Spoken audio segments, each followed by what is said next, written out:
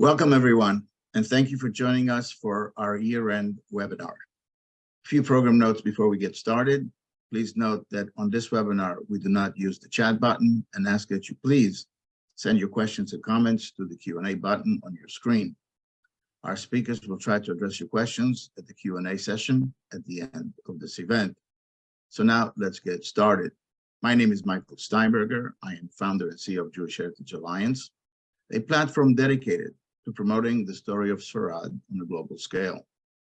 I would like to acknowledge and thank today's co-sponsors for helping make this event possible. I would like to thank Congregation Mikveh Israel of Philadelphia, represented here today by their president, Mr. Eli Gabay. I also wish to thank Comunidad Israelita de Porto, or the Jewish community of Porto in Portugal, also represented here today by a board member, Michael Rothwell.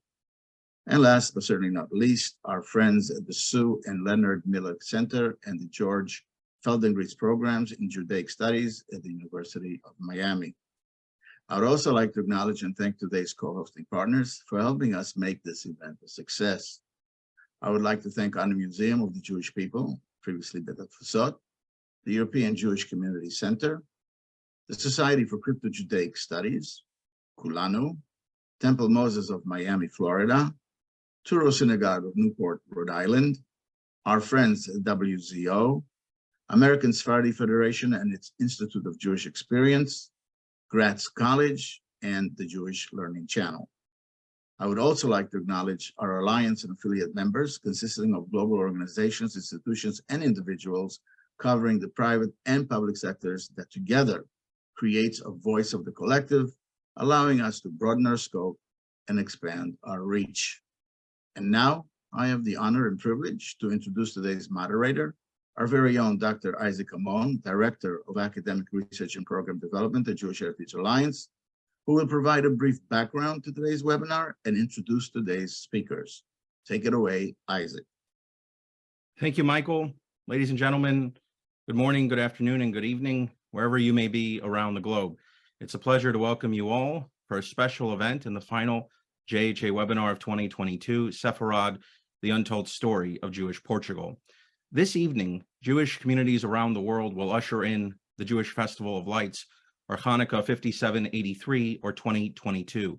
For some of us listening in, Hanukkah has surely arrived already. This holiday commemorates the military victory of the Maccabees over Syrian Greek rule in the 1st century BCE, the rededication of the temple, Beit HaMikdash in Jerusalem, and the miracle of the oil, and most notably, perhaps, the right of Jews to worship openly once more in their historic homeland. From antiquity through the 21st century, this story of religious freedom rings down the ages, including in Portugal, an historic and integral part of the Iberian Peninsula, and thus intimately connected with the origins and development of the Sephardic story. While some believe the first Jews arrived in biblical times, Jewish communal existence is dated to the Roman era.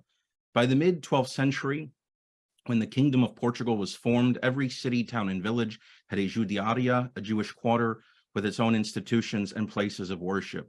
Yet with the banning of Judaism in the late 15th century, as we will see, openly professing Jews were forced to leave Iberia or convert to Catholicism, becoming known as New Christians.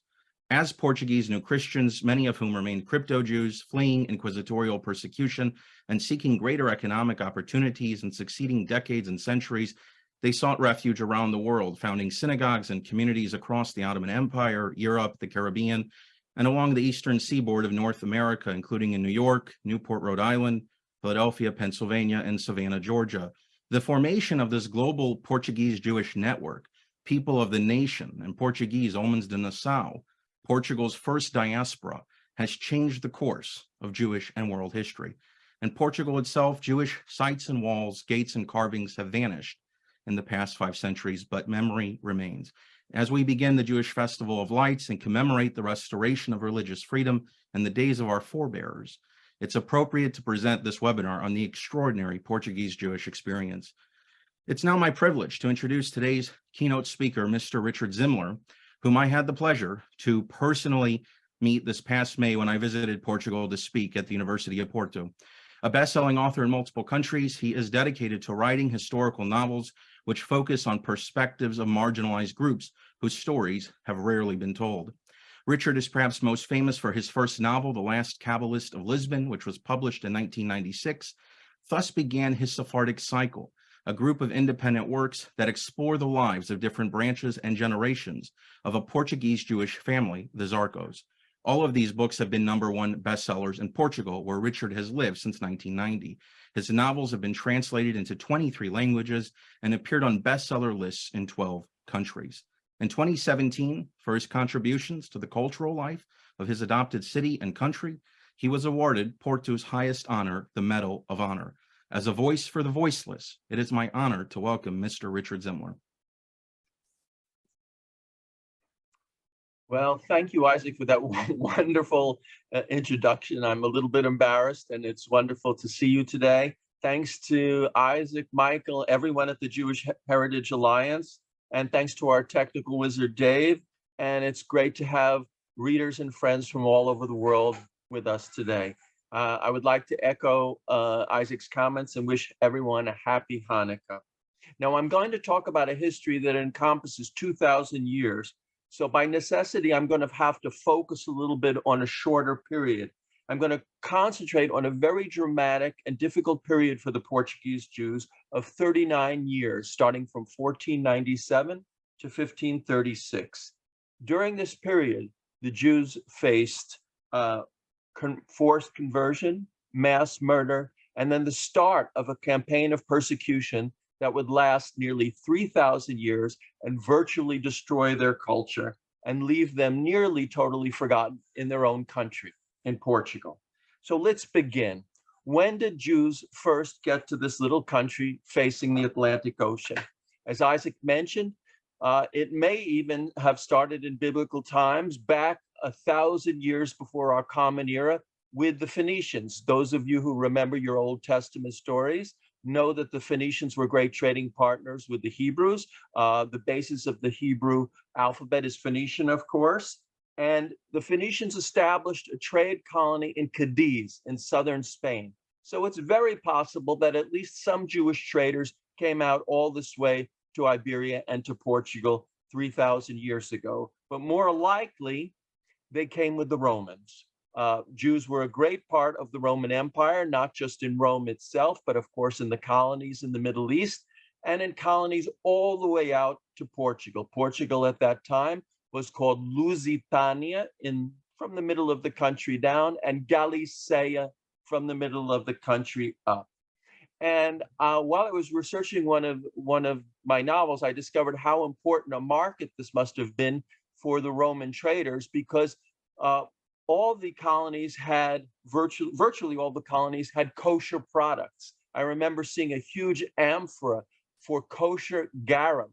Garum was the fermented fish paste that the Romans loved to eat in everything. And so the Jews were a great part of the Roman Empire. When Rome fell in the 5th century, Portugal became occupied by Germanic tribes, by the Visigoths, by the Swabians, by the Alans.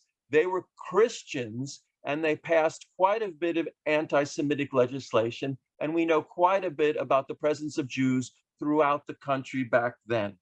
And then the Moors, many of you have heard of the Moors, not just through Shakespeare's plays, but through reading history. The Moors came up from North Africa and were able to take over both Spain, most of Spain, and Portugal. Now, who were the Moors? In Portugal, people tend to call them Arabs, but they weren't. They were Berbers. A very small community of Arabs came from what is now Yemen and Syria, but they were Berbers from North Africa, an Islamic people. They left a huge influence on Portugal that we have in the language. Words like almofada, meaning pillow, açúcar, sugar, mesa, table. And if you come to Portugal, you may hear a Portuguese person say, if they have some hope of doing something, they may say, Oxalá. Oxalá, God willing. It's from Inshallah, the very famous Arabic expression for God willing.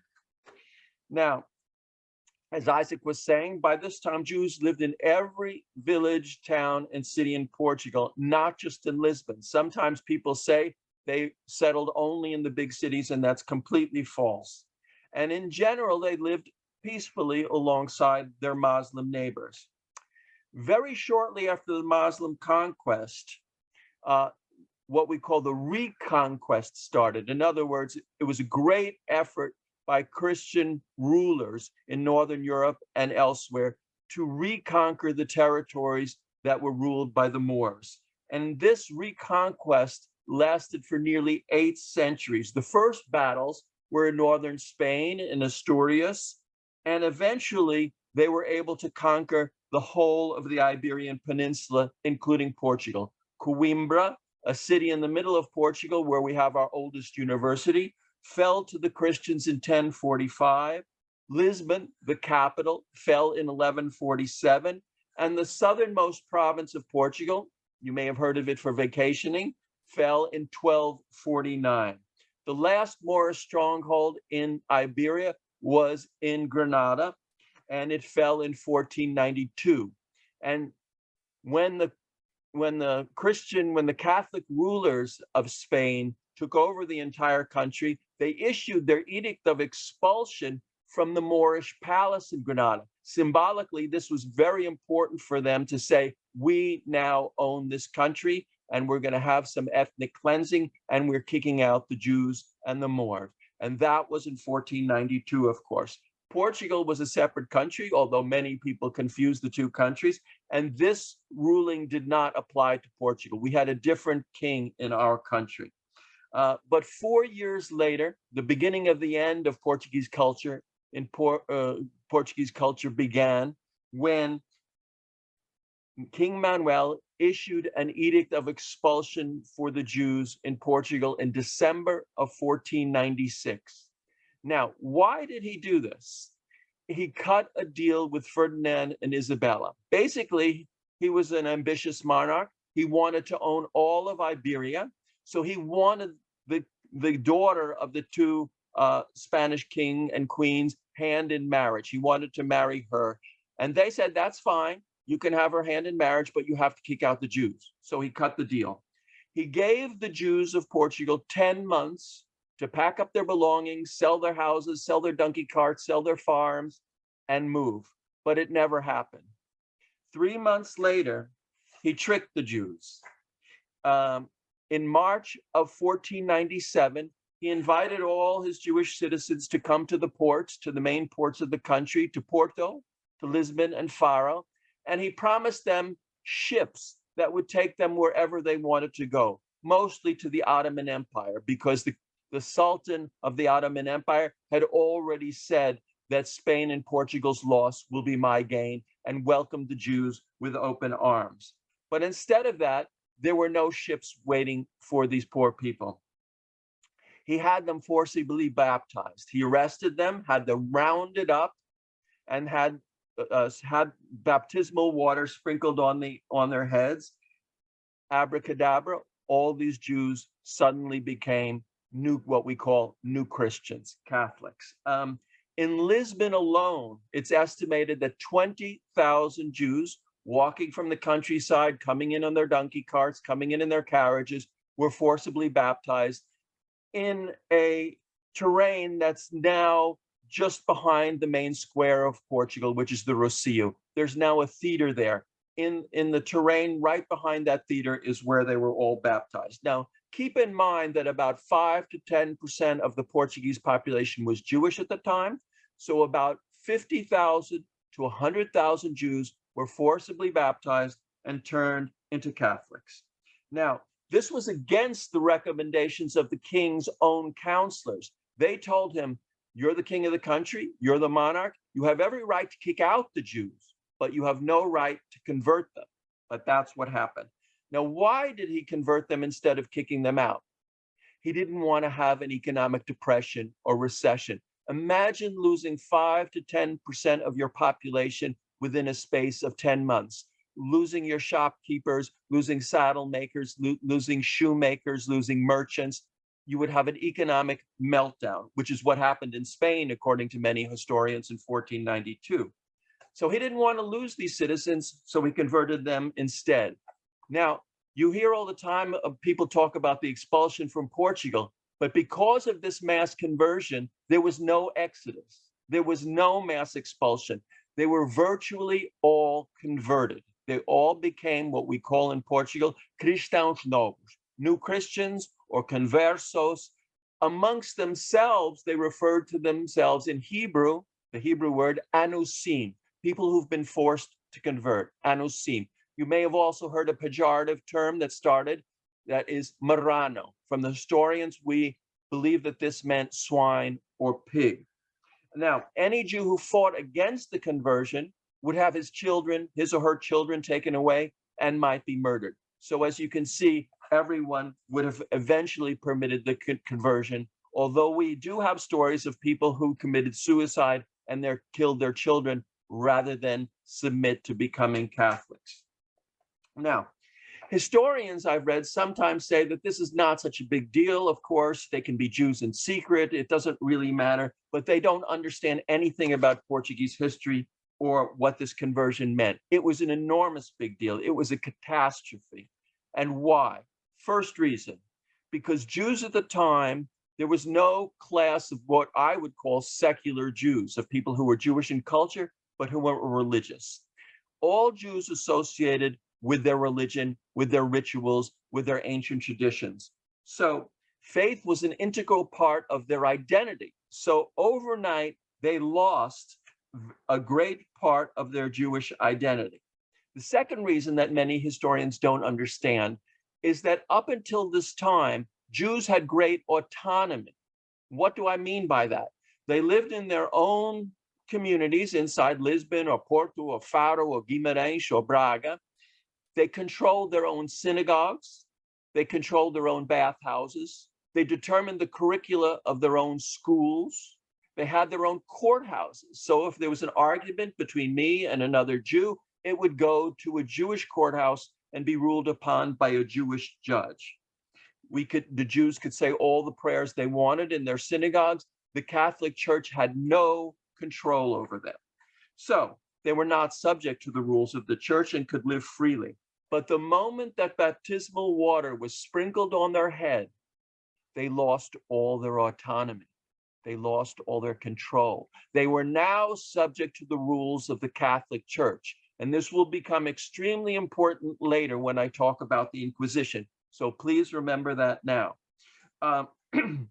The only books all of the books were confiscated as well. So they lost their Old Testaments and their prayer books and their great books by the wonderful books by their philosophers like Maimonides, etc.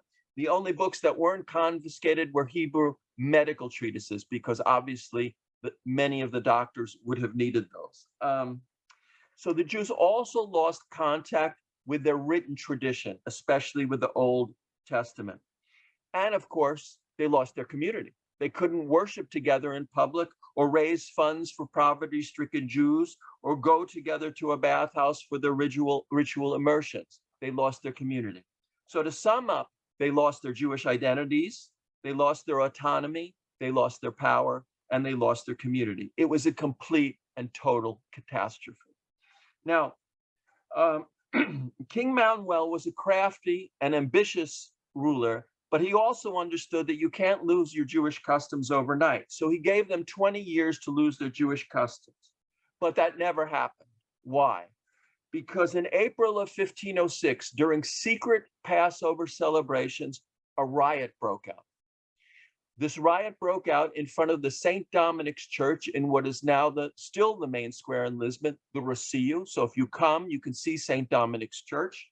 A riot broke out, and Dominican friars, Dominican priests ran through the city crying, "Death to the Jews, death to the heretics." And 2,000 forcibly converted Jews were dragged from their homes and murdered and burnt in 2 pyres in the main square. We know all the details about this horrible crime against humanity because there are contemporaneous accounts. We even know, for instance, that northern sailors, probably from Holland or France, paid for the wood to burn the Jews. Obviously, they regarded this as a great entertainment.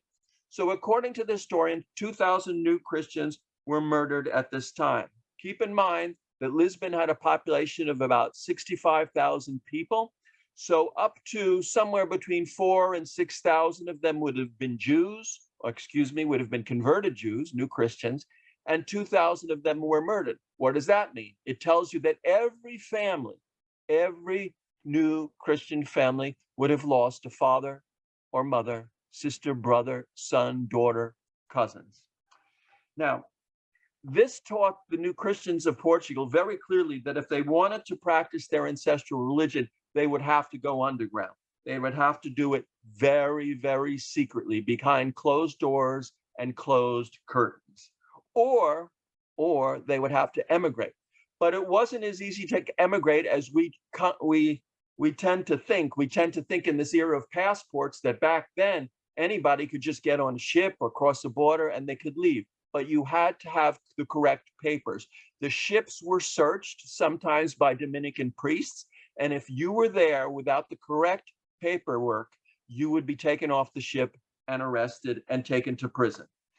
So at this time, after this Lisbon massacre of 1506, the Jews understood, the new Christians understood that they had become the enemy of the church and the enemy of the state. Now, I found this out while planning my first novel, The Last Kabbalist of Lisbon, and it's a novel that changed my life. So I want to talk a little bit about it.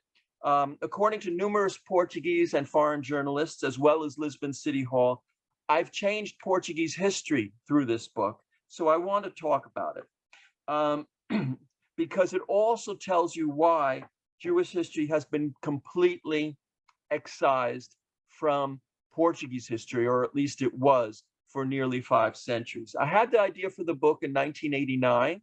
I was visiting my parents at their house on Long Island, and my mother was a great reader. She had books about, she had foreign literature, Italian, French literature, but she also had a great Jewish section.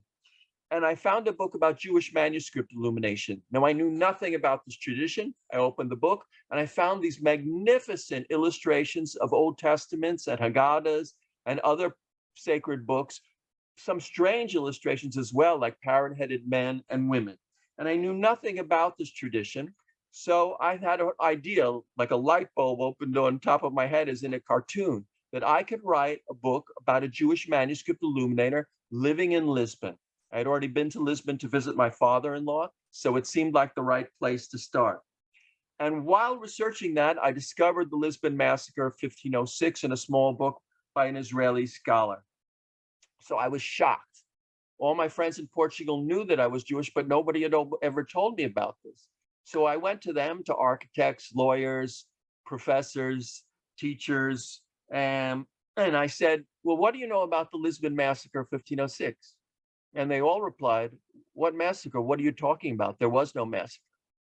From that, I did a little more research and I discovered that it was not included in official history books about the country. It was not included from school books about Portuguese history. Well, obviously this outraged me and shocked me. And it was as if the 2,000 new Christians murdered and burnt in the Rocio had never existed. They had been wiped from individual and collective memory. Now, it just so happens that I have an extremely subversive personality. When other people would prefer to whitewash a crime or forget about it, I become very enthusiastic. And it gives me pleasure to talk about what other people would prefer to forget. And I think it's an important moral issue, of course, to write alternative histories in which we don't forget about the people who lost their voices. Now, if you write about people who aren't part of official histories, you can get in trouble. You can be accused of treason or defamation or speaking about taboo matters, or people will just think you're crazy and say you're nuts, that it never happened. So it's a risk. It took me 2 years to write the book. After a full year of research, it was 3 years of my life. But then the book was rejected by 24 American publishers. They all said, thrilling book, very dramatic, wonderful, about a true, horrible, horrific event, but it'll never sell. Because as those of you who are in America may know, we have a geographical problem. We think the world begins in Maine and Florida and ends in California and Hawaii. So Lisbon in 1506 was off everybody's radar. So I had a crazy idea, which is proof that crazy ideas can sometimes save our sanity, which was to show the book to a Portuguese publisher. Now, to make a long, long story very short, she loved the book. And so I have a very strange career because my first novel came out in Portuguese translation, in what for me was then a foreign language. But I don't want to talk about any more about the success of the book. I want to talk about what the book taught me. What is that I love to write about people who've been systematically silenced, who've been systematically excised from official history, in many cases completely forgotten. I like to write about the people of our own country and others who have lost the wars and elections, who've lost their territories and countries, who've lost the right to exist. Said another way, the presidents and prime ministers of the world don't need me.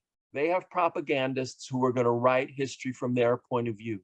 Imagine, if you will, that Hitler had won World War II. Imagine the wonderful biographies written in Germany about the great statesman and hero that Hitler was. And I'm sure at this very moment that biographers in Russia are writing wonderful things about Vladimir Putin. So the leaders of the world don't need me, and they don't need you, even the good ones. The outsiders need us, the people who've had their voices stolen. So in the case of the last Cabbalists of Lisbon, I wrote about the Jews murdered in the Lisbon massacre of 1506. But right now, I want to go back to further my talk about Portuguese history. I don't want to get sidetracked with my novels. So after this massacre, all the Jews who wanted to keep practicing their religion went way, way underground and wore masks in public. In public, they became good Catholics, and at home, they may have celebrated the Sabbath and the high holy days. They became two different people. They had a double life. And this, of course, creates an inner conflict, which is something that I love to write about. The other thing they did was that they emigrated whenever they could. So some would have crossed the border directly into Spain, but that wasn't very much good because there was an Inquisition in Spain as well. So where did they go? They tried everything they could to get ships out, first to the Ottoman Empire, as Isaac mentioned, because Sultan Bayezid was a wise man and said that Portugal's loss will be my gain. So they went to Smyrna and Salonika, which is in Greece, but was part of the empire, the Ottoman Empire back then. It became a wonderful Jewish city. They went to Rhodes. They went anywhere they could. They also went to North Africa, to Tetuan in Morocco, to Italy, to Ferrara and Livorno.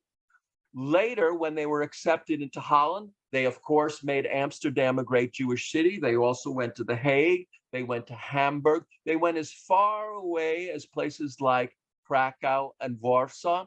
We know that now from genetic studies and from documentation, that they even established Sephardic communities in places like India, which was a Portuguese colony of, the Portuguese had the colony of Goa. So there were Sephardic Jews very far away in the Caribbean.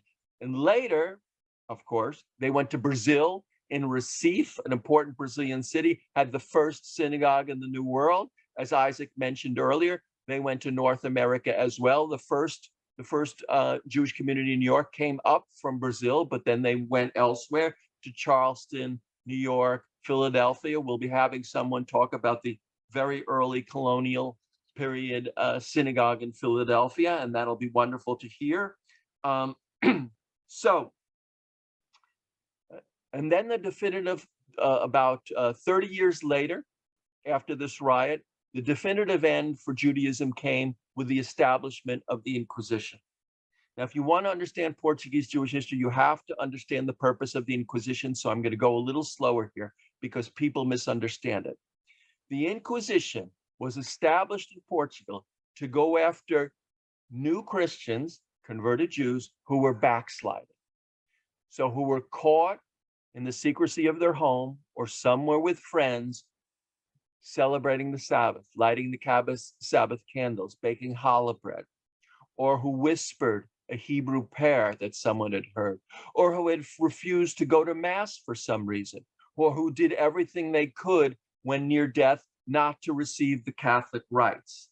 Now, for these crimes, for instance, for washing your sheets on Friday before the Sabbath, you would be arrested, accused with the crime of being Jewish, of practicing Jewish rituals, taken to a special prison. There were prisons in Portugal, in Lisbon, in Coimbra, and in Évora, and they would torture you. Now, why would they torture these new Christians? First, to elicit a confession. Yes, I was a practicing Jew. I used to celebrate the Sabbath. The second reason was to get you, to force you to name names, to say, yes, I practiced the Sabbath, but I was also practicing with my friend Michael, my friend Isaac, my sister-in-law Maria was there, my children were there, and then what would happen? Then your children and Michael and Isaac and your sister-in-law would all be arrested as well, and the process would start for them. They would be tortured, and they would try, and the inquisitors would try to get them to name names as well.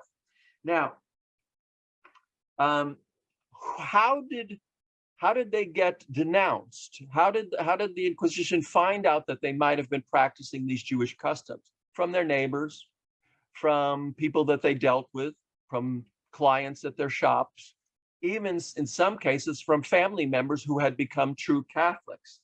All it took was a stranger who took a dislike to you to say that they heard you whisper a Hebrew prayer, or forget to praise a saint when you were whispering a Christian prayer.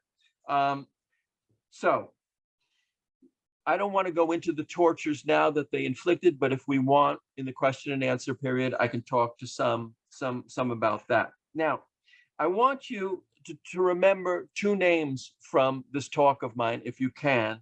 I was recently in Castelo Rodrigo, a beautiful small city in the interior of the country, and they have a huge plaque there, which was wonderful, of all the victims in their city of the Inquisition, the people that were arrested and tortured. And I remembered these two names.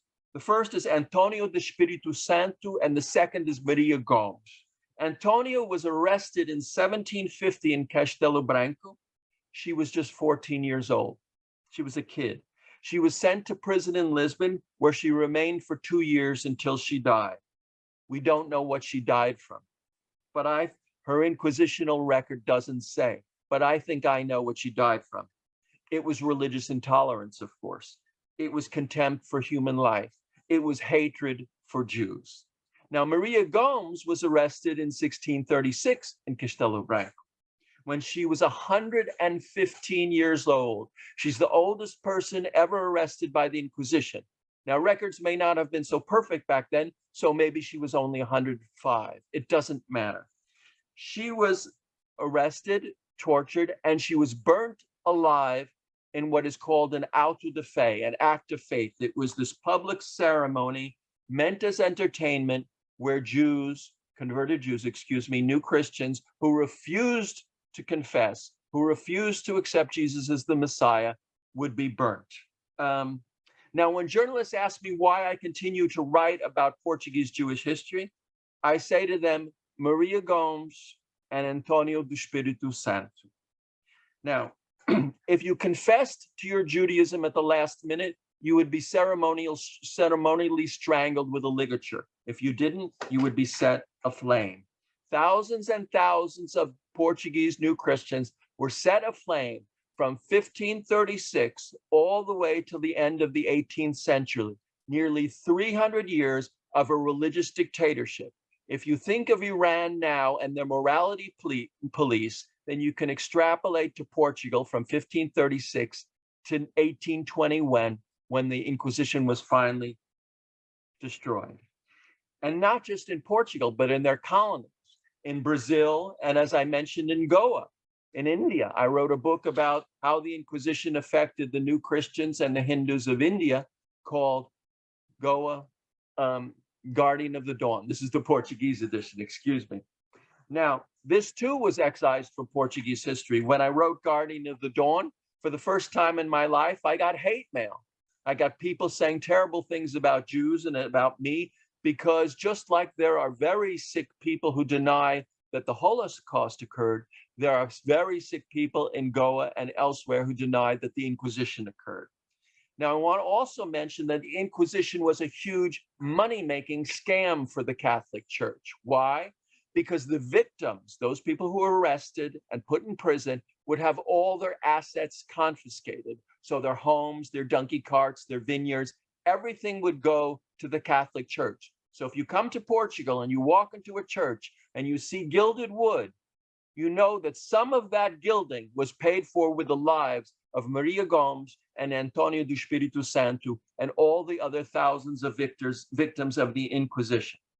So I also want to mention that over these centuries, over the period from 1536 to 1821, the Inquisition, many, if not most of the new Christians in Portugal did finally accept Catholicism as their religion. They became good Catholics. There's small communities of crypto-Jews, what historians call crypto-Jews, people who practiced a unique form of Judaism in small villages like Belmont. Perhaps you've heard of Belmont. The Jews there went completely underground. They were quite poor, humble people, mostly selling merchandise in markets, and they knew they were Jews, but they practiced their own form of the religion because, as I said, they lost their Old Testaments and they lost their prayer books. So it became an oral tradition transmitted down from mother to daughter. Now, after the Inquisition ended in 1821 comes the long, slow process of Jews coming out of the closet, so to speak. And it's a novel, it's a subject that I write about in my novel, Hunting Midnight, this period in the 19th century when Jews are finally able to accept and honor their own traditions. At the beginning of the 19th century, some very tiny private prayer houses were started in Lisbon by some very courageous people, but the first synagogue was only constructed in Lisbon in 1904.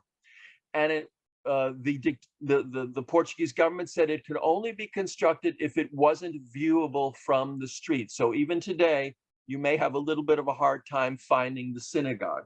The synagogue in Porto, the beautiful synagogue in Porto, the Kaduri synagogue, was inaugurated in 1938 and was mostly the work of a very courageous Portuguese military man, Captain Barros Bastos.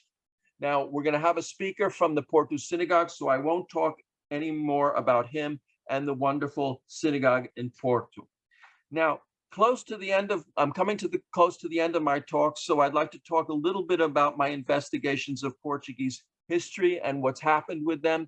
One of the things I'm most proud of is that there's now a monument in front of the St. Dominic's Church where the Lisbon massacre of 1506 broke out to the victims of that horrible crime against humanity, to the 2,000 murdered new Christians. And that is in large part due to my novel, The Last Kabbalist of Lisbon. That has been acknowledged by City Hall and by the journalists of Portugal and by the community here. So I'm very proud of the fact that my book has changed Portuguese history. And I always say that the right side of history is the side that has a memory. So I'm very proud of the fact that my books have helped to put the Portuguese back on the right side of history. Another of my novels in what I call my Sephardic cycle is The Seventh Gate, which is about the Nazi war on disabled people, which is still a taboo in our world. I think that disabled people are still incredibly discriminated in our world. Now, in the very last part of my talk, I don't have much time, so I'm going to talk very quickly. I want to talk about some misunderstandings about the Portuguese Jews. I'm going to go very quickly, and I apologize. The first fantasy about Portuguese Jews is that they were all wealthy. Completely false. What were the most common professions of the new Christians in Portugal? This is extremely well studied for Belmont. Shoemakers, merchants, distributors of merchandise, leather workers, shopkeepers, fabric dyers. In the years of the 16th, 17th, and 18th century, you will find 72 shoemakers and only 3 doctors. That's not exactly the profile of an extremely wealthy people. The second falsity that I want to dispel today is that the Jews, when they were forced to convert and who gave up their Hebrew traditional names, they took on the names of plants and trees. Completely false. In Portugal, we have a lot of names, surnames, family names that are plants and trees like Pereira, pear tree, Oliveira, olive tree. But they didn't take those names. Again, in Belmont. It's extremely well studied. The most common names that the Jews took were Nunes, Rodriguez, Mendes, Henrique. I'm not going to read the whole list, but only 2% of the converted Jews, the new Christians, took on the names of plants and trees. Nearly all of them took on the most common Portuguese names. Now, to end, I'm getting very close. I just want to talk very, very briefly about my new novel, The Incandescent Threads. It's just out in America, and I'm just going to read a brief part of 2 reviews. The first review is from Publishers Weekly, which is the main magazine for the book industry. I got a starred review, which is very unusual, and it reads as follows. Zimler's exceptional latest explores the Kabbalistic belief that people are linked across millennia by a mystical light. The 6 sections range in time from 1944 to 2018, unspooling the riveting story of 2 cousins, Benny and Shelley Zarko, the only members of their family to survive the Holocaust. With a series of narrators, Zimler harnesses a sense of magic in the many links between the cousins, suggesting a structure to their fate, which provides reasons for why the events happen and why the characters impact each other.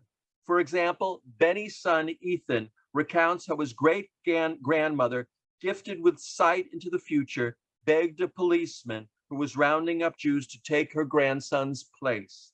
Then Shelley's wife, Julie, chronicles Shelley's mission to find Benny in Poland and a mystical experience in 1977 when Shelley's 16-year-old sister, Esther, who died in Treblinka, has come back to haunt him and inhabit his body. At the end, Zimler circles back to Ethan, who supplies the missing piece of the puzzle that connects the Zarko family over generations. This is a richly drawn, original portrait of tenacity and sacrifice. And one last quote from the review in Hadassah. The latest in Richard Zimler's Sephardic cycle interweaves history and mysticism, ghosts and lovers, tragedy and transcendence. Readers already familiar with Zimler's exceptional gift for multi-generational storytelling will find this work among his best. Those new to his work will surely want to make up for what they have been missing. The textured themes of exile, secrecy, mysticism, resilience, and illumination echo in each of these volumes, making Zimler one of our most important and essential modern Jewish writers. Now, a last very, very brief story. About 4 years ago, I was invited to appear on a TV program here in Portugal to talk about the Lisbon Massacre of 1506. They wanted to film me inside the Dominican church in the Rocio where the riot broke out. But at the last minute, the program was canceled because the Archdiocese of Lisbon, the Cardinal of Lisbon, refused me permission to enter the church and be filmed to talk about this crime against humanity. Now, at first, I was very angry and upset, but then I became quite satisfied because it means that the people in Portugal and elsewhere who have economic and who have political power and who would prefer to whitewash or forget crimes against humanity, they are frightened of me. And I'm very glad of that because with your help, I'm not going to stop writing my books about the wonderful Jews of Portugal. Thank you. Thank you, Richard, for that quite captivating and, may I say, illuminating presentation. We have some questions from the audience. I look forward to asking you in the Q&A. Our next speaker, whom I also had the pleasure to meet in May, is Rabbi Eli Rosenfeld, the rabbi of the Avner Cohen Chabad House, or Casa Chabad in Cascais, a seaside resort in the Lisbon district. He will share with us his passion for collecting original books and writing relating to the history of Jewish Portugal. As the first night of Hanukkah is being celebrated in Portugal as we speak, he is unable to be present, but he did send in a pre-recorded video on the life of the Iberian sage, Rabbi Avraham Sabah. Welcome, everybody. Firstly, thank you to the Jewish Heritage Alliance. Thank you for the invitation to address you all. It's a great honor and pleasure to be able to communicate and share what is obviously something important to all of us here tonight, the heritage and the story of the great Jewish leaders, the rabbis from Portugal. And we're going to talk about the amazing legacy and story of one individual in particular, Rabbi Abraham Sabah. And this story is particularly linked and connected to the holiday of Hanukkah as well. So we'll also, God willing, connect this story to the holiday that we're all thinking about and celebrating now as well. The story takes us from 1492, coming from Spain to Portugal. Then, of course, from Portugal, the expulsion from Portugal takes us to Morocco, and finally culminates with the printing of Rabbi Sabah's book, which we're marking this year 500 years since it was printed. So we'll touch on all of that tonight and hopefully learn something important along the way. So let's start with 1492. In 1492, the bulk of Castilian Jewry, according to Rabbi Abraham Zacuto, he tells us that Ikar, the bulk of Castilian Jewry, Nichnas le Portugal, arrives to Portugal. One of them is Rabbi Sabah. Rabbi Sabah has lived in Spain, in Castilla, his whole life, and he's a rabbi, particularly the type of rabbi who lectures, who talks, he travels and speaks. He's in Hebrew, a darshan, a preacher. With the expulsion of 1492, he chooses the closest, most familiar, and most common route of Jews who chose to leave Spain with the expulsion of 1492 and comes to Portugal. Similar language, very similar culture, much easier to adapt than some of the other destinations where Jews chose to go then. Rabbi Sabah comes to Portugal and he dedicates his life to one goal. He has one mission. He decides to write and complete his commentary to the Torah. He's been working on this before, but now he has time. He doesn't settle in Lisbon when he comes to Portugal. He's not in a big city. He's not even in Porto. He's in Guimarães, which has a much smaller Jewish presence.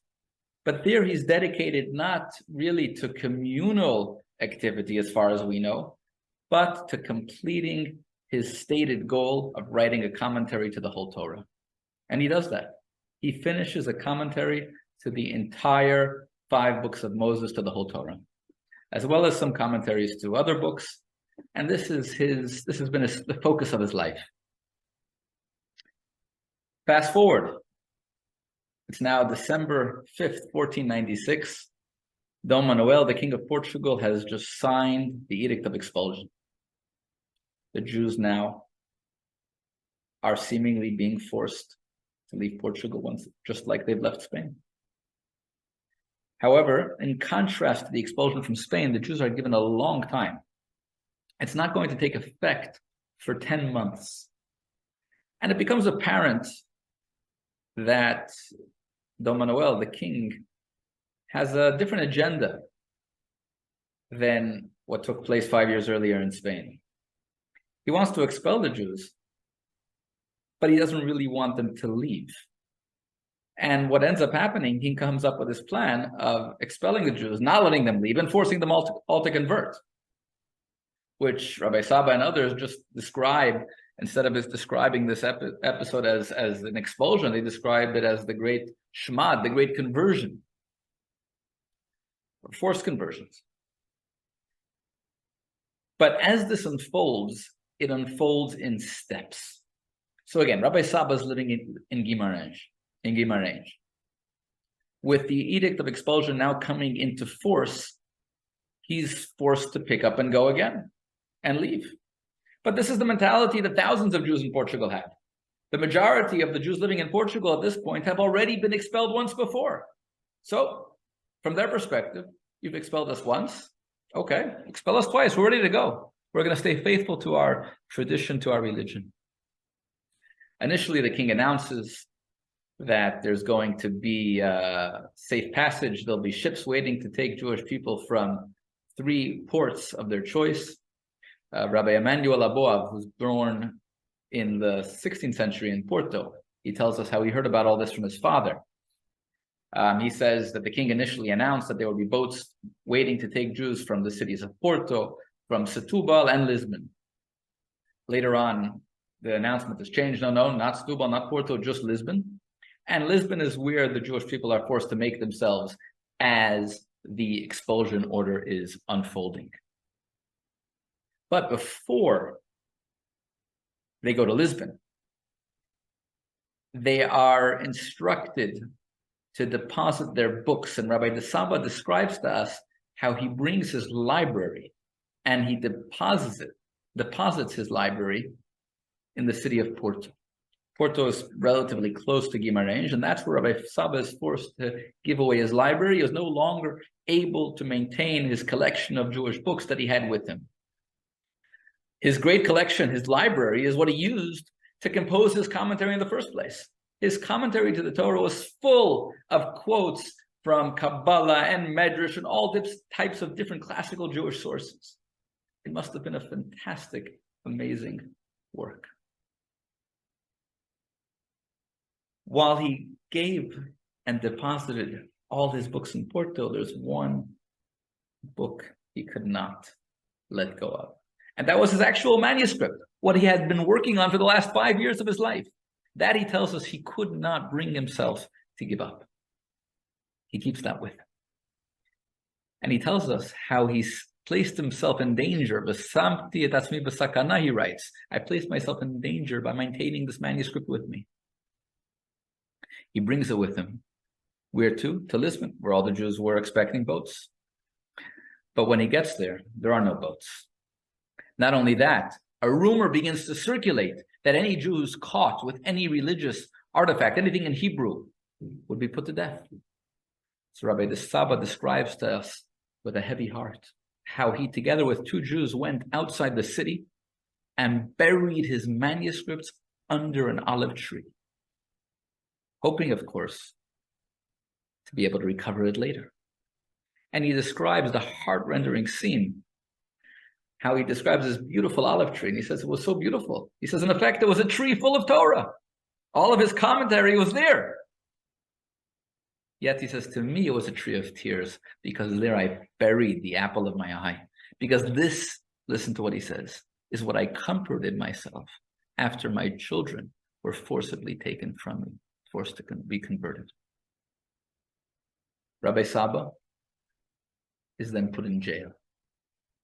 During the forced conversion, he describes how, together with only another handful of individuals who, under no circumstances, even after days and days of being without food or drink, were unwilling to even in any form accept this forced conversion, he was therefore placed in jail, hoping to break his spirit.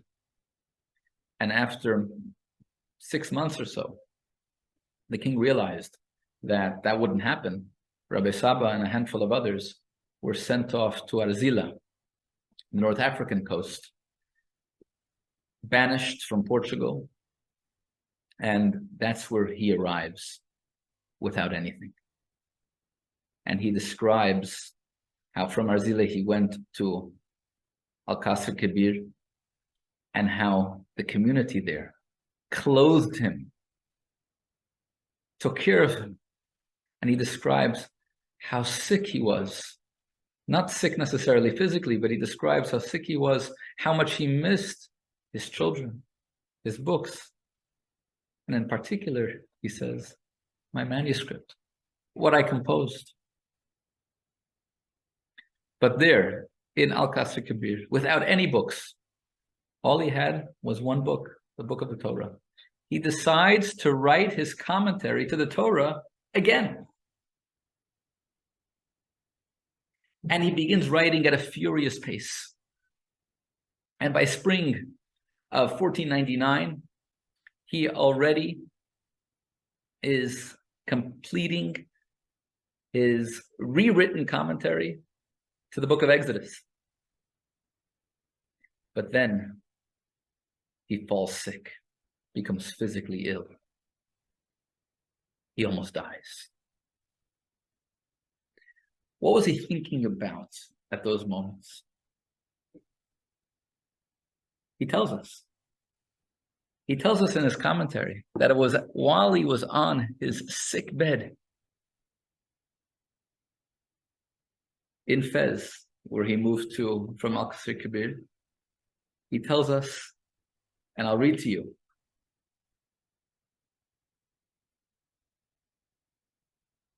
When I was sick, lying in bed, I thought to myself, why is the holiday of Hanukkah called Hanukkah?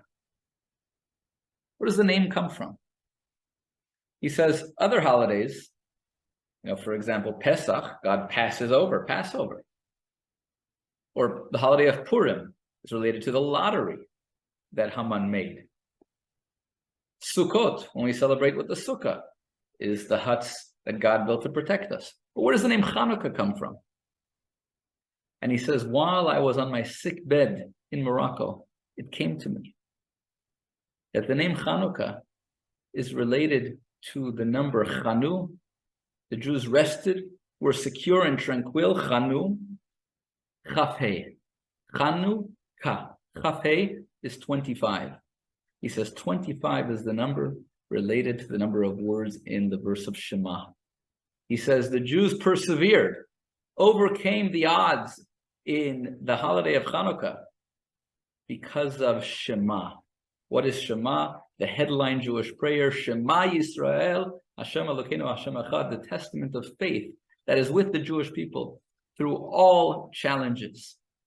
He says that is what kept the Jewish people strong. And he says that's the etymology of the name Chanukah, Hanukkah, in his opinion. And he says as soon as he left his sick bed and stood up, he says he began to preach again, like in the good old days. He began to give sermons and talked about this in all synagogues, wherever he could, all over Fez. And with his renewed energy and with his renewed faith, he completed his manuscript a second time. He still complains periodically in his commentary. He says, this version is shorter than the first because I'm, don't have as many books here as I had in Portugal, where my library was taken from me.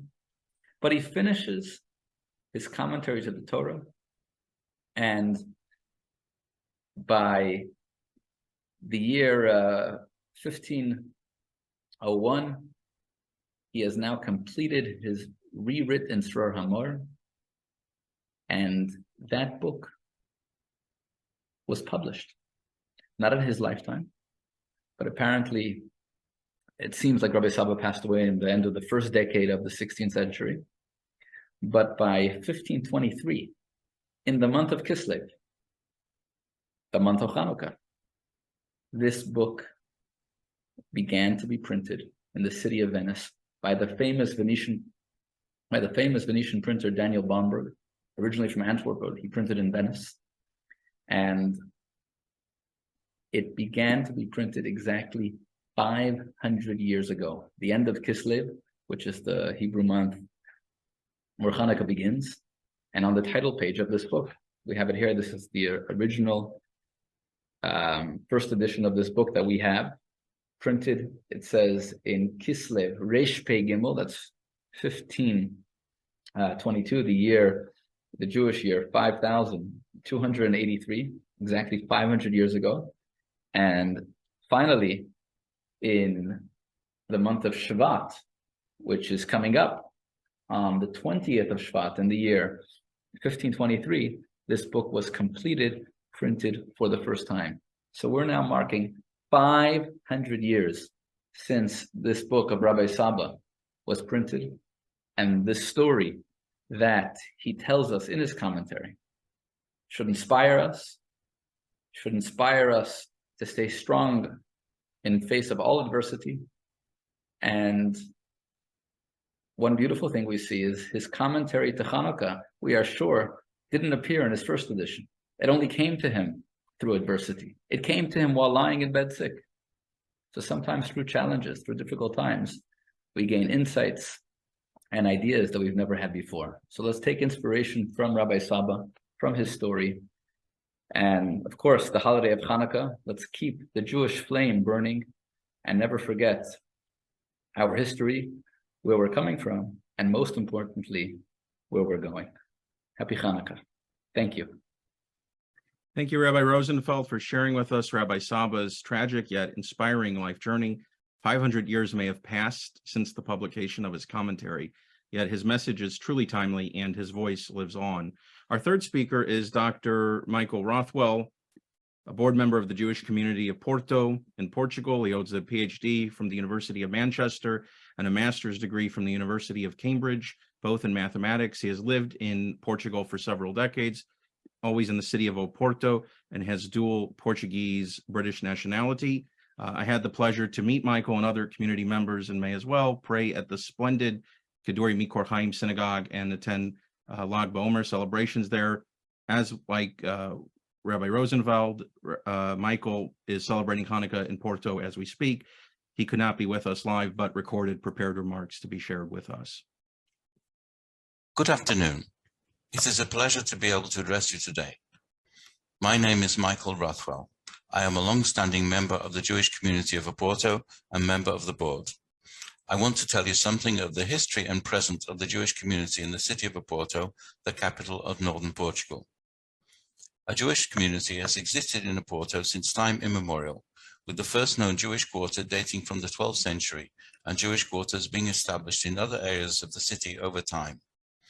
During the centuries following the edict of expulsion of the Jews from Portugal and the establishment of the Portuguese Inquisition, there were officially no Jews in the country. Many new Christian families tried to keep their Jewish faith, necessarily in secret. These Jewish practices became much diluted and modified over the centuries, giving rise to an idiosyncratic religion known as Marianism. In the 19th century, particularly following the abolition of the Inquisition, Jews started to return to Portugal, and Sephardic Jews, such as the linguist Jacob ben Sabat, settled in Porto. By the time the Portuguese army officer, Captain Artur Barros joined the community following World War I, it consisted entirely of Ashkenazi Jews from Northern and Eastern Europe. Thanks to his initiative, the community was officially registered in 1923, so next year is our centenary. The captain soon heard news of the Marranos and made it his life's work to rescue the Marranos and bring them back to normative Judaism. The discovery of the Marranos in Portugal caused a sensation around the Jewish world, with the Portuguese Marranos Committee being set up in London support the project. Barros Bass successfully established a number of Marrano communities in remote towns such as Bragança, and later brought some youngsters to Porto to have them educated in the ways of Judaism. Barros Bass then successfully appealed to the committee to help finance his new project of building a magnificent synagogue in Porto. This project succeeded, thanks also to a large donation by the philanthropic Kedori family from Southeast Asia, which enabled the building to be completed in 1938, with the Kedori Mikor Chaim synagogue being the largest in the Iberian Peninsula. However, the rescue project suffered a fatal blow when Barros Bass was falsely and anonymously accused of pederasty by 4 Marrano students. Although the charges were dismissed, the army considered that Barros Bass' participation in Brit Milah ceremonies was improper for an army officer, and based on this anti-Semitic ruling, he was separated from the army in 1937 before the synagogue could be inaugurated. Barros Bass' rescue project ended in failure. The Marranos, mostly simple country folk, were incapable of learning Hebrew and following the 613 Jewish laws, and in any case did not wish to give up their own peculiar religion, passed down through the generations by the women in the community. Barros Bass did not live to see a single Marrano convert to Judaism. The synagogue, on the other hand, soon had a new role in welcoming Jewish refugees fleeing from Europe during World War II, particularly following the fall of Paris. At least 400 Jewish refugees registered for assistance in Porto, their record cards being on display in our Holocaust Museum, and the captain himself would drive to the Pyrenees to rescue Jewish refugees. After the war, with the Jewish refugees gone, there was a gradual reduction in the number of worshippers in the synagogue, particularly after the death of the religious leader Shmuel Finkelstein, despite the continued presence of the traditional Jewish families in Porto. Fast forward to 2012, when a new dynamic leadership took charge of the community, spreading the word about this historic synagogue in SEFARAD and ensuring that all religious rules were followed in the synagogue so that Jewish visitors would feel comfortable. This campaign was successful, leading to a growth of tourists and of the community itself. Gradually, as the community began to grow, new essential infrastructures were developed, the mikveh was restored, a community kosher store was opened, and the cemetery was built. And for tourists, there is a kosher hotel under rabbinical supervision. This development took a particular boost from the 2015 Portuguese law of return for Sephardic descendants, leading to the community membership growing, mostly with Sephardim, from about 40 in 2012 to about 1,000 today. In addition to provision for the essential needs for Jewish life, the community has laid particular emphasis on combating anti-Semitism, particularly through educational visits by thousands of school students each year. These visits were initially to the synagogue, where students learned basic facts about the Jewish religion. Subsequently, the community opened a Jewish museum, which tells the story of Judaism from early times, through medieval times in Porto, to the modern community in the city. Most recently, the community opened a Holocaust museum, which quickly became the most visited museum in Portugal and attracts school visits from all over the country. Many Portuguese, particularly young people, and also tourists visit the museum, often leaving touching comments in the visitor's book. The museum also organizes training courses for teachers. In recent years, the community has also produced feature films to tell the story of Judaism in Porto, most notably SEFARAD, which tells the story from 1923, and The Light of Judah, which includes the period of the Inquisition. During recent years, the community has engaged in charitable projects around the world, in Israel and at home, in this case in collaboration with the Diocese of Porto, helping children, the elderly and the sick. Thank you, Michael, for that overview of the role Porto has played in the life of Jewish Portugal, especially in the past century. Our final speaker is Mr. Eli Gabay, Esquire, the president or Parnas of Congregation Mikveh Israel in Philadelphia, a prominent and historic Spanish and Portuguese synagogue in North America, and a community I look forward to personally visiting within the future. Eli, the floor is yours. I am the president, Parnas, of historic Congregation Mikveh Israel, also known as the Synagogue of the American Revolution. Our synagogue was established in 1740. It is the first synagogue in Philadelphia. It is the first synagogue in Pennsylvania, and it is the longest running congregation in America. This synagogue, as I said, known as the Synagogue of the American Revolution, was originally founded by refugees of the Spanish and Portuguese expulsions. We are proud to continue the legacy of the Portuguese Jews that arrived upon these shores and share some of their contributions to our community as we remember and honor them today. Our prominent Portuguese families include the De Leons, the Salas, Nunes, and Seixas Mendes families. In fact, in reviewing our Portuguese past, I would like to highlight the life and times of our former Hazan, Minister Gershon Mendes Seixas, whose father, Isaac Mendes Seixas, was a merchant from Lisbon, Portugal. His portrait is right behind me of Minister Gershon Mendes Seixas. Seixas was born in 1745 in New York, making him the first Jewish minister born in these United States. He is named the Patriot Jewish Minister of the American Revolution for his advocacy of American independence, a strong stance that led him and his congregation to flee from New York to Philadelphia to escape the British occupation there. In 1780, Congregation Mikveh Israel invited Seixas to become its minister. And Seixas immediately started to work with other members of the congregation to strengthen Congregation Mikveh Israel and to lead to the construction of our first building in 1782. This building is not more than half a block away from here and a block and a half away from the Liberty Bell where we are now situated in historic Philadelphia. I would like to mention also Rebecca Machado Phillips, one of our exemplary female leaders, who was essentially, she was essential to the creation of various organizations. She was born in Reading, Pennsylvania in 1746. Her parents, Maria Tzipora Nunez and Reverend David Mendes Machado, escaped Lisbon. They escaped Lisbon, Portugal, with their families, and after decades of living as Christians, while maintaining their Jewish devotions privately. In 1762, Rebecca Machado married Jonas Phillips, another member of our congregation, who later became Parnas of Congregation Mikveh Israel, and while Satius was the minister. After completion of the first building in 1782, Rebecca Machado Phillips, as I said, a Portuguese refugee from a Portuguese family,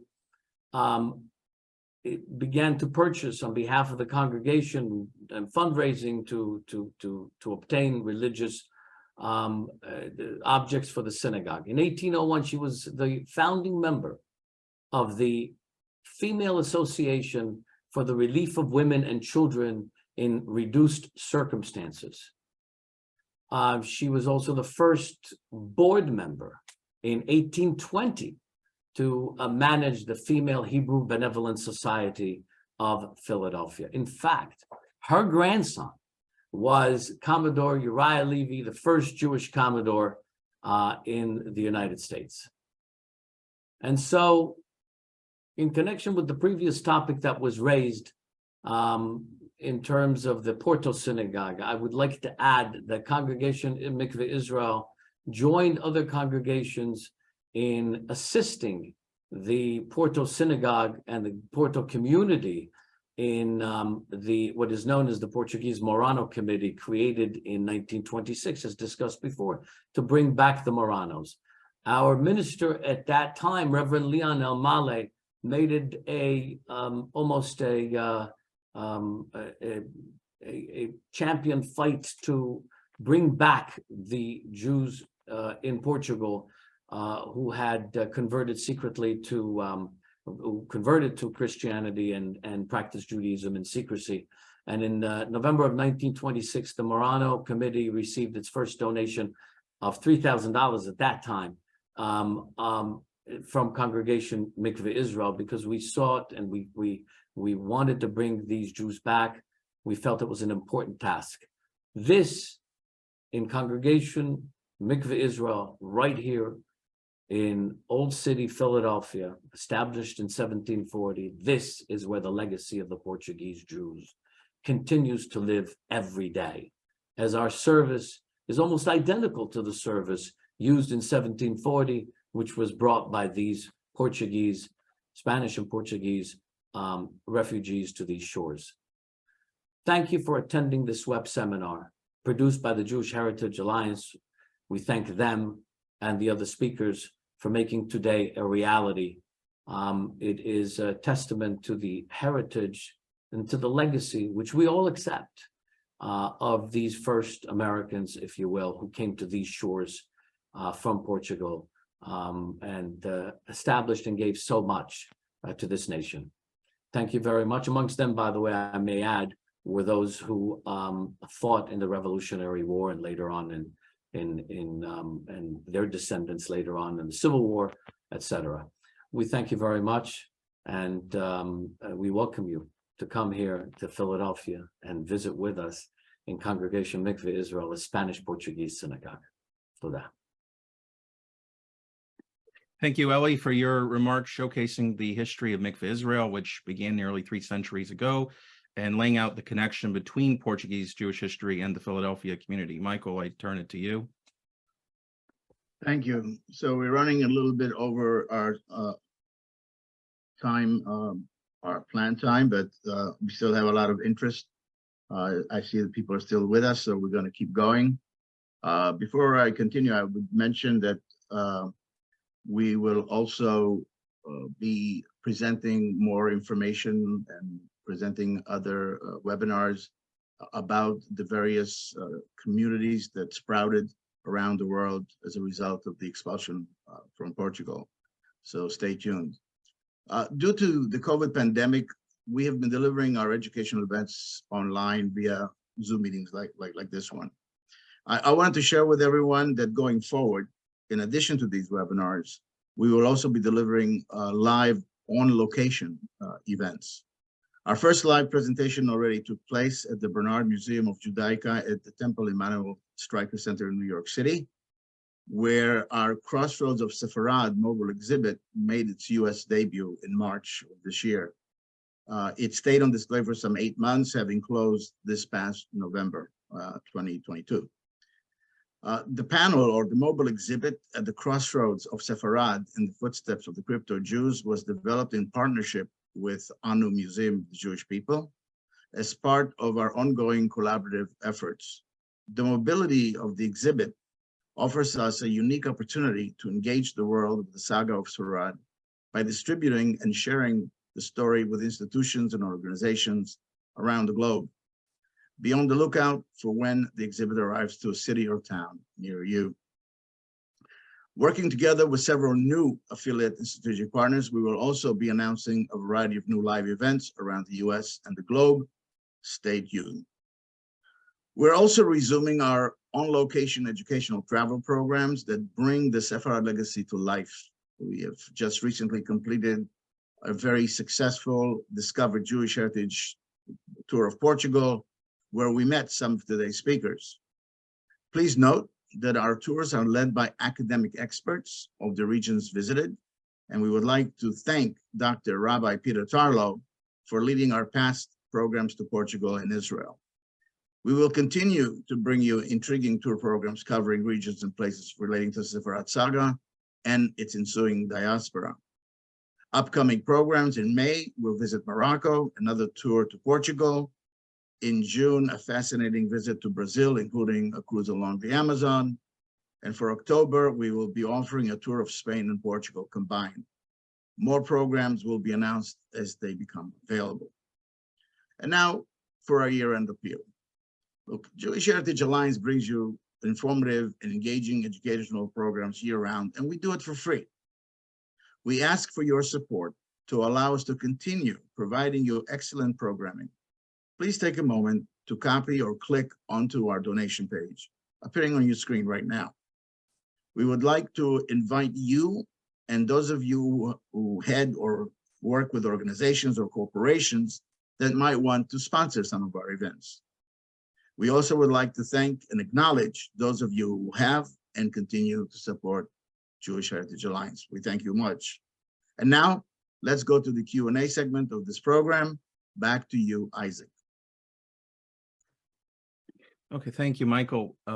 So we have a number of questions, and we obviously can't get to everything, but I think the way to do it is to perhaps break down from, Richard, what you started in the late 15th century. We'll have a few questions on that, and then we'll bring it to modern day because we have some of those as well, and I think that ties into Mikveh Israel.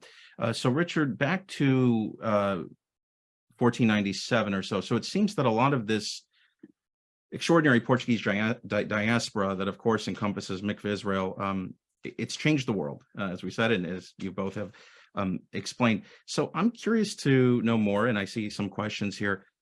It seems like a lot of this started, though, that's 1497, again, is a dramatic watershed moment.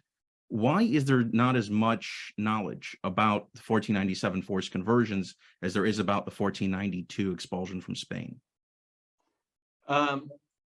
That's a really good question. I think because, first of all, there were more Spanish Jews than Portuguese Jews, and this is always a demographic question in the Jewish world. We all know more about Ashkenazi history because there's so many millions of Ashkenazi people and many more synagogues, and Sephardic history tends to get shunted aside. Speak to any of the Sephardic organizations, and you will sometimes find a little bit of bitterness about that. Now, in terms of the conversion, it's a battle of mine because people all the time refer to the expulsion from Portugal, but there was no expulsion. Let me make this extremely clear. There was an order of expulsion in December of 1496, but the Jews never left. They didn't have time to leave. They were all forcibly converted, virtually all, in March of 1497. Now, that becomes less dramatic for historians and people to talk about because they didn't go anywhere. They stayed in Portugal for the large part. It was very hard to get out. As I mentioned, you needed to have papers. We think today that because there were no passports, you just got out. It wasn't like that. Ships were searched. And if you didn't have the right papers to go to the Ottoman Empire or to go somewhere else, you would be arrested and put in prison. So people ended up staying, and they were given, don't forget, the King Manuel, when he converted them, gave them 20 years to lose their Jewish customs. So they thought, we're going to have time. Then suddenly they're converted. They're taken completely by surprise. It was a trick, and they don't simply know what to do. And I think for many historians, this was just less dramatic than the exodus of tens and tens of thousands of Spanish Jews from all over the country. So going off of that, you mentioned, of course, that we have this dramatic riot and massacre, if I use the word pogrom, though it's certainly anachronistic in a sense. Yeah. But it happened in 1506, but the Inquisition doesn't arrive in Portugal until 1536. What accounts for that 30-year delay? That's an excellent question that I've never been asked before. One reason is that the king gave the Portuguese Jews 20 years to lose their Jewish customs. So they had supposedly, in theory at least, until 1517 to be able to still practice some of their Jewish customs. It didn't happen. So we're talking about, why did it come from 1507 to 1536? I've never heard anyone answer that. Of course, the Inquisition started in Spain earlier. It started in 1486 or 1477 because there was already new Christians in Spain. Why were there new Christians in Spain? Because in 1391, riots broke out, starting in Seville. The entire Jewish community of Seville was destroyed, all the synagogues. And these riots spread throughout Spain to Toledo, to everywhere else, but they didn't come to Portugal.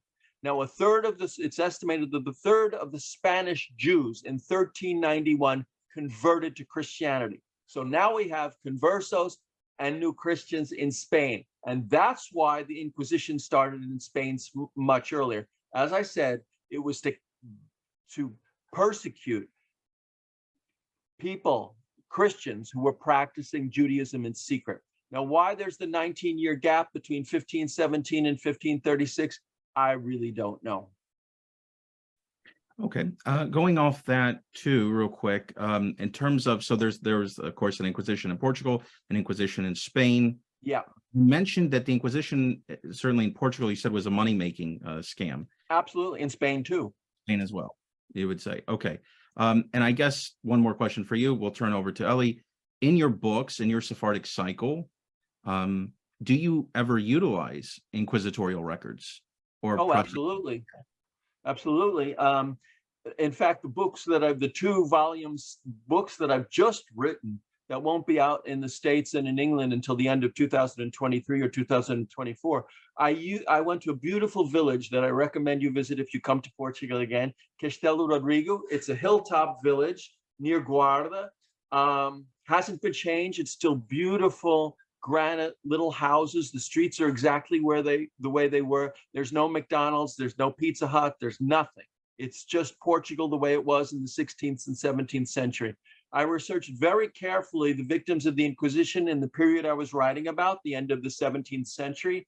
Happily, these records are now online at the digital archive of the Portuguese government archive, which is called the Torre do Tombo. And anyone, anywhere in the world can research this. It's not a user-friendly site. It takes a little while to figure out how to use it. But in these 2 books, I use the names and the dates of arrest and the professions and their parents and their children of the people who were arrested.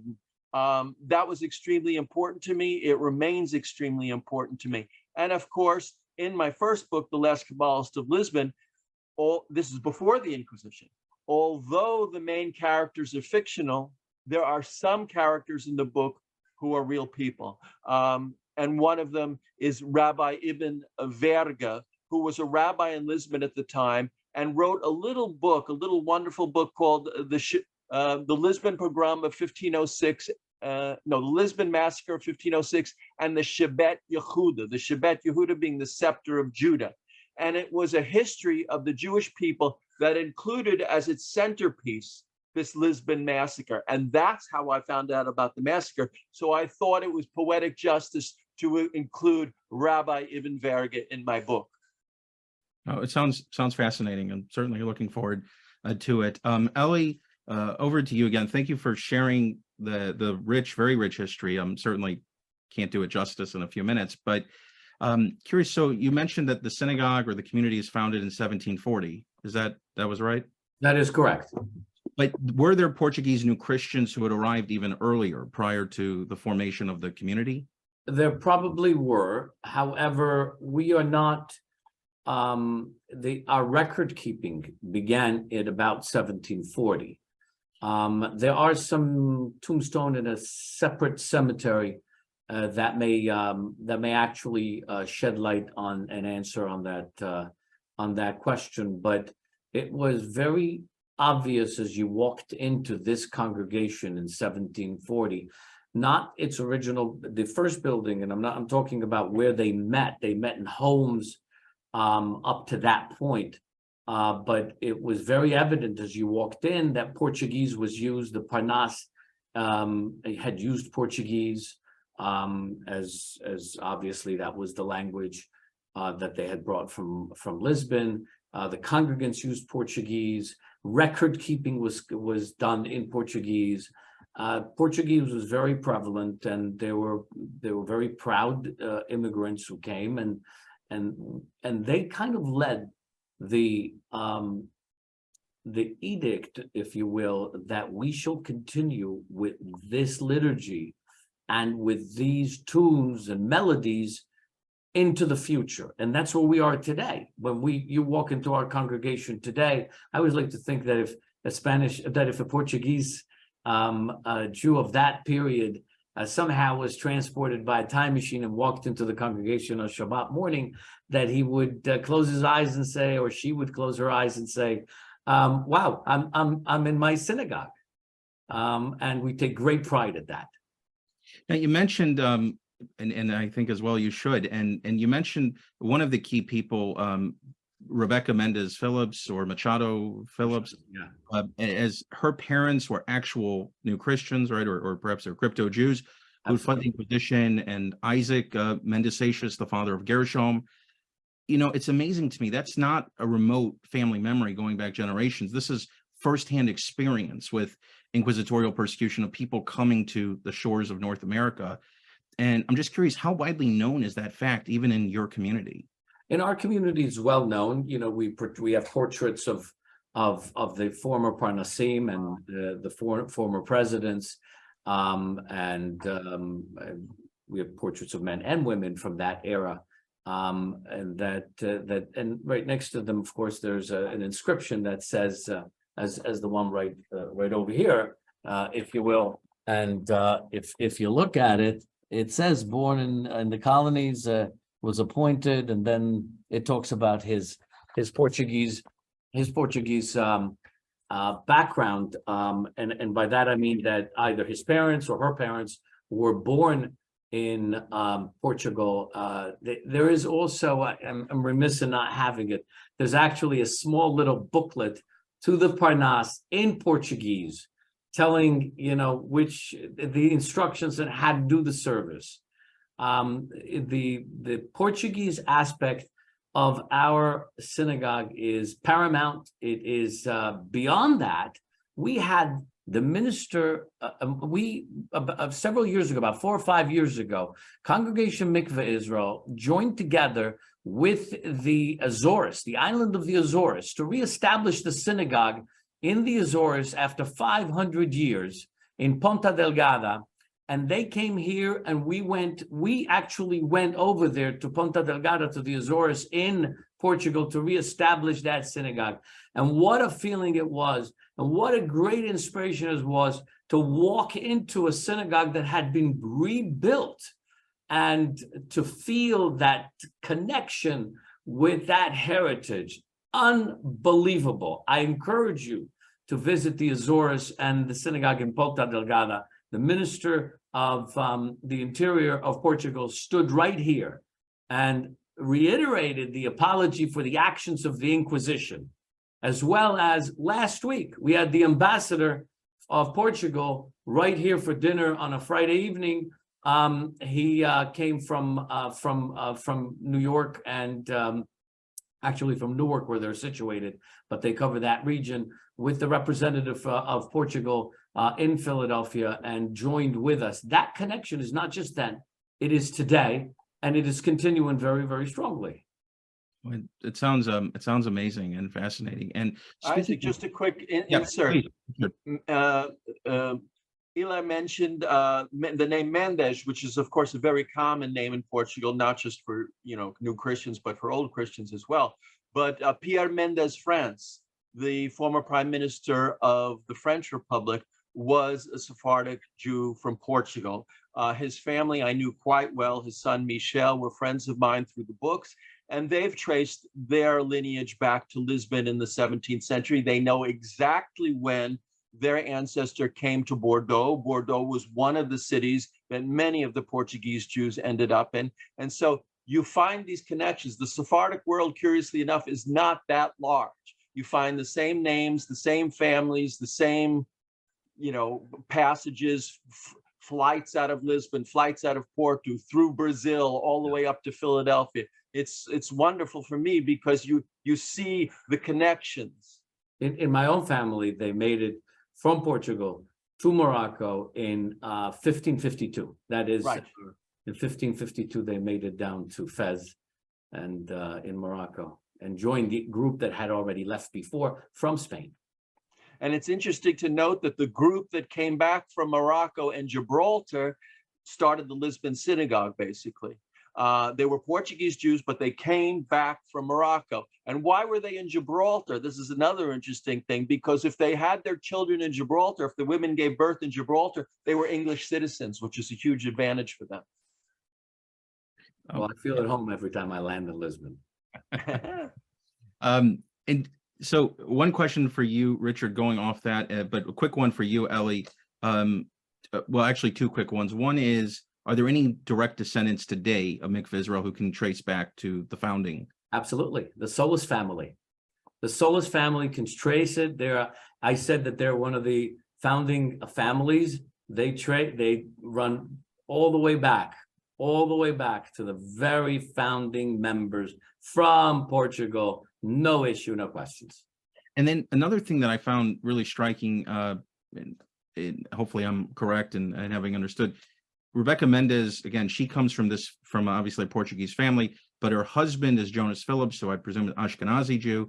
And it's interesting that even Dr. Rothwell had mentioned that when Baruch Basto refounded, in a sense, the community in Porto, 19 of the 20 families were Ashkenazi Jews. So it's fascinating, this intermixture between Sephardic and Ashkenazic Jews, even in prior centuries. Absolutely. I said to you that one of her grandchildren was Yeah. Uriah Levy, the famous Commodore, 2 ships named after him, some schools, etc.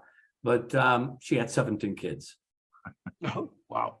I Also want to note that a lot of Ashkenazi Jews came through Portugal, of course, during World War II and just before that, to try to escape the Nazi terror. And some of them ended up staying in Porto. So you have the Ashkenazi families are a part of Jewish heritage in Portugal as well.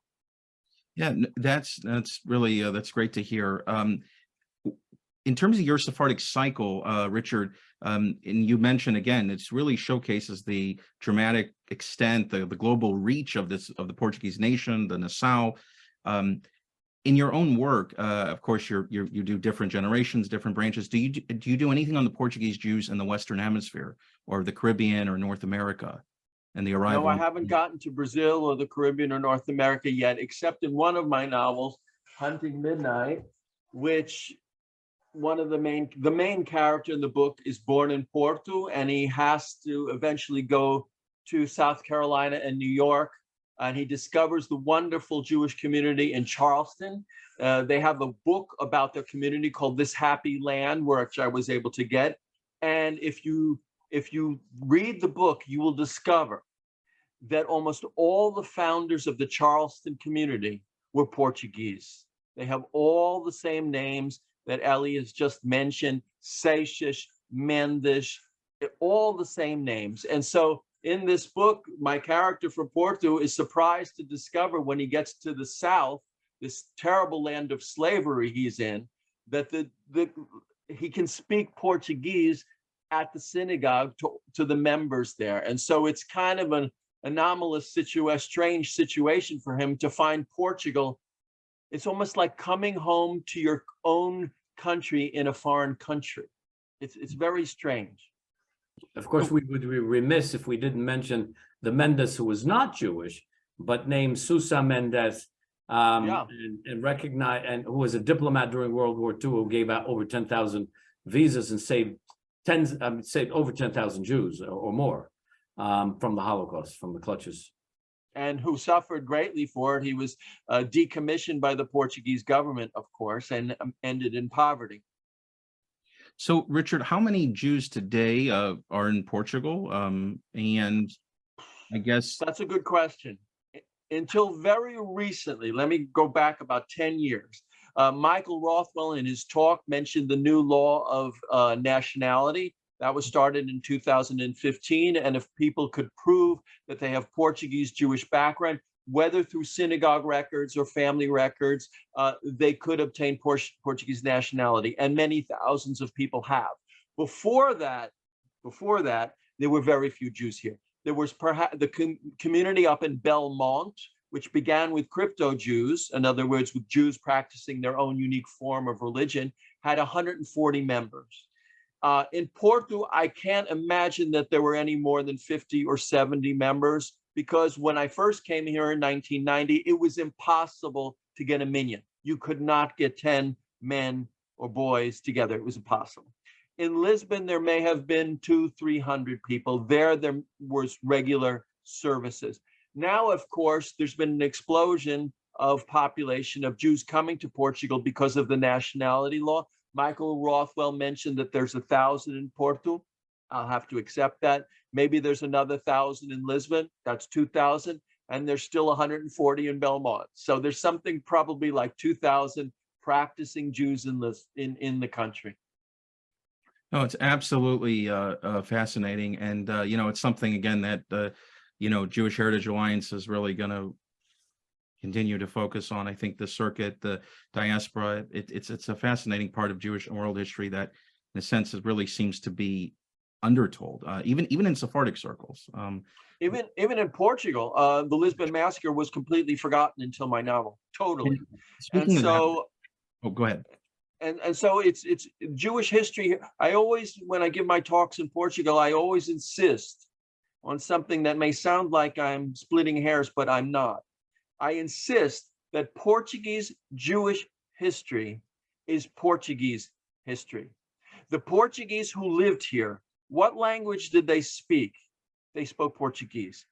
Even in synagogue, they spoke Portuguese everywhere in everything they did. What kind of clothes did they wear? They wore Portuguese clothes. What kind of food did they eat? They ate codfish. They ate, everything that the Portuguese ate, the Christians, except obviously for the kosher foods that they couldn't eat because they were treif. They weren't kosher. So the Portuguese Jews were completely Portuguese, and the Portuguese dictatorship and the Inquisition excised this part of their own history. So it's about time that we moved it back and it became part of the official history of this country. If not, you're purposely forgetting a great part, a wonderful part of this country's heritage. Well, not to forget also that these Portuguese Jews made it to the Caribbean. They established a Jewish community in Jamaica, which was started by 3 Gabai brothers from Portugal. They established Barbados and Trinidad, and the Jews of Barbados gave money to their poor brothers in Philadelphia to build a synagogue. Absolutely. Ironic. Oh, it's ironic, and it's a testament to the resilience of the Portuguese Jews. Let me just mention one other thing, Isaac, that I've always found amazing, which is I wrote The Last Kabbalist in Lisbon after reading an article in a Portuguese magazine of a man in Turkish Jew of Sephardic heritage, family traced to Portugal, who had kept the family house key for 500 years in Beja. Now, what does it mean to a novelist or to anyone who thinks when a family keeps a house key for 500 years? It means they're hoping to get back home. It means that Portugal is home. It means that Portugal is the promised land for them. And if you go to places like Castelo de Vide, which has a very large Jewish quarter, very important city, if you go there, you can go to the city hall and find all the dozens of house keys brought back from Portuguese Jews, from Brazil, from Israel, from the United States, from all over the world, because the families kept the house keys for 500 years. Now, when I read that, I said, I have to write something about these people. Amazing. Absolutely amazing. Well, I think that's all the time we have today and this year, ladies and gentlemen. This truly fascinating webinar has shown that while Portuguese history is incomplete without Jewish history likewise cannot be understood without Portuguese history. They need each other. Happy Hanukkah, as the late Professor David Gitlitz, a mentor and an authority on crypto-Judaism, aptly expressed it while lighting the menorah shortly before his passing 2 years ago. Vivemos dias escuros, mas há luz. We may live in dark times, but there is light. Michael, I turn it back to you. So I just want to thank our distinguished guest speakers for their amazing and informative presentations. Thank you all. I also want to thank our audience for making this event a success. We resume our events in January, so be on the lookout for announcements. Once again, happy Hanukkah to everybody, and see you next year. Bye-bye.